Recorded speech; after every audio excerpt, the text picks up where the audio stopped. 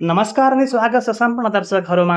कीर्तिपुरको मैदानमा आज नेपाली टोलीले हिजोको हारको बदला मात्र लिएन, युएलाई स्तम्भ पार्दै शानदार जित हात पारेको छ। सलहुट तेलको विस्फोटक ब्याटिङ र सन्दीप लामिछानेको जादुमय बलिङले आज नेपालले सिरिजमा दमदार पुनरागमन गरेको छ भने आजको भिडियोमा हामी यसै विषयमा चर्चा गर्नेछौँ। आजको खेलको मुख्य हिरो बनेका छन् कुशल भुर्तेल। हिजो सस्तैमा आउट भएका कुशलले आज युएका बलरहरूलाई मैदानको चारैतिर प्रहार गरेका छन्। उनले मात्र 57 बलमा 84 रनको विशाल इनिङ खेलेका छन्। उनको यो इनिङमा 12 वटा चौका र 2 वटा छक्का सामेल थिए। कुशलको यो ब्याटिङले नेपाललाई एउटा बलियो स्कोरसम्म पुर्याउन मुख्य भूमिका खेल्यो।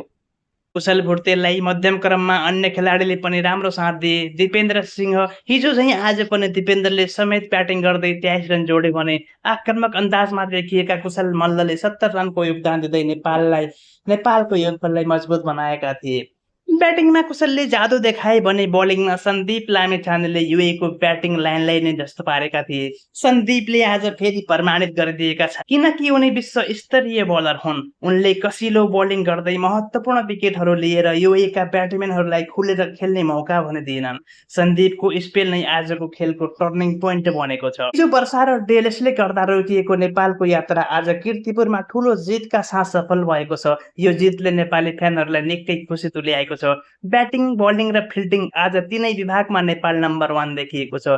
तपाईँलाई आज कुशल भुर्तेलको 84 रन र सन्दीपको बलिङ मध्ये कुन बढी दमदार लाग्यो? कमेन्टमा आफ्नो प्रतिक्रिया दिन चाहिँ नबिर्सनुहोला। यस्तै क्रिकेट अपडेटका लागि तपाईँले स्कोर चौतारे र हाम्रो फेसबुक पेज बोहराहरूलाई सब्स्क्राइब एन्ड लाइक शेयर गर्न नबिर्सनुहोला। विजयी नेपाली टोलीलाई धेरै धेरै बधाई। जय नेपाल, जय नेपाली क्रिकेट।